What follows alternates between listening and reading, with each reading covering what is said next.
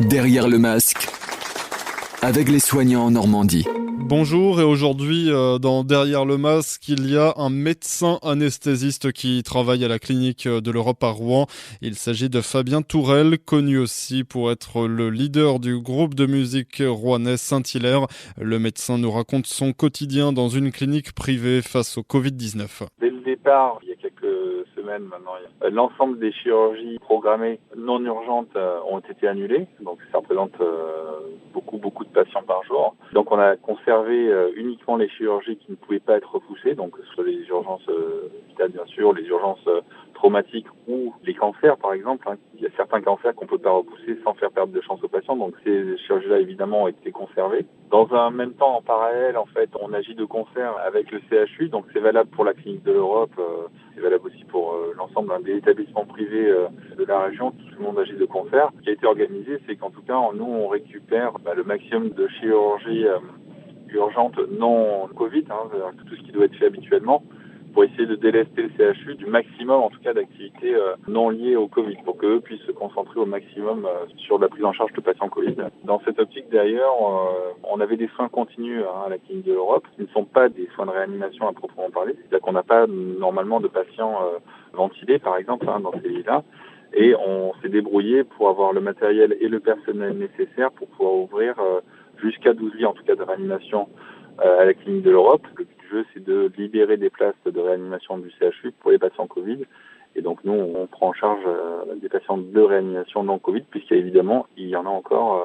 C'est pas parce qu'il y a une épidémie que les autres pathologies s'arrêtent tout d'un coup. L'idée, c'est de laisser au maximum les patients Covid au CHU et de notre côté, de faire le plus possible pour que tout le reste puisse être assuré dans les meilleures conditions possibles. Alors tout ça c'est planifié, parce qu'évidemment tout a été envisagé.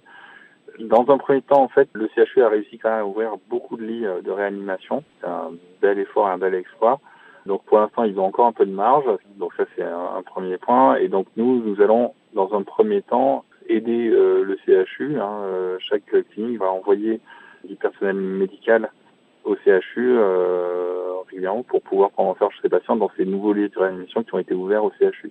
Bon, et après, si effectivement ça devait arriver, si le CHU devait être dépassé, ce qui est pas du tout le cas pour l'instant, pour l'instant la situation est bien sous contrôle, on va dire. Si ça devait être amené à être dépassé, bien sûr, on a potentiellement des lits réservés pour des patients Covid et on se réorganisera, mais il y a des choses de prévues pour cette éventualité. Ouais. Alors voilà pour l'aspect organisationnel, et j'ai envie de dire, vous-même dans tout cela personnellement, comment allez-vous, comment vivez-vous cette situation, cette crise jamais vue ces dernières années ? À titre personnel, c'est compliqué parce qu'en fait, quand on est dans le privé, c'est une entreprise en fait qu'on gère. Donc on a des secrétaires, on a des infirmiers anesthésistes qui sont nos salariés. Ça fait partie des choses à gérer aussi, puisque administrativement il faut gérer tout ça. Ça réorganise complètement notre activité, c'est-à-dire que on doit s'adapter à faire des choses qu'on ne faisait plus ou voilà. Par exemple les lits de réanimation, il a fallu qu'on réouvre tout ça. Donc dans le travail médical pur, ça change quand même les choses aussi parce qu'il faut qu'on se remette à pratiquer la réanimation dans les meilleures conditions possibles. Ça change beaucoup de choses. Aujourd'hui, notre activité, ce sont plus que les urgences. Donc, toutes les chirurgies réglées qu'on était habitués à faire vraiment en grand nombre sont mises en stand-by. Donc voilà, tout ça il va falloir le gérer après aussi. Donc c'est plein de choses à gérer en même temps. Mais bon, tout le monde y met de la bonne volonté et on est parti pour que tout ça se gère dans le bon sens, de la meilleure manière qu'il puisse être. Et puis on va y arriver. Et est-ce que dans tout ça il y a encore de la place pour la musique ou non ? Alors, en ce moment un peu moins. Là c'est compliqué.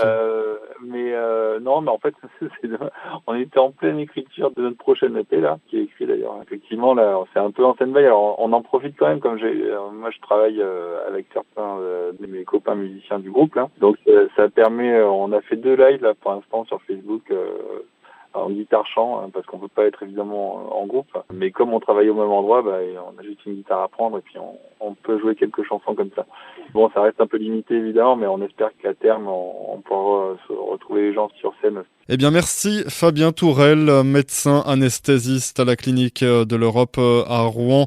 Bon courage à vous dans cette lutte face au Covid-19. Bonne journée à tous à l'écoute de votre podcast Derrière le masque. Podcast by Tendance Ouest.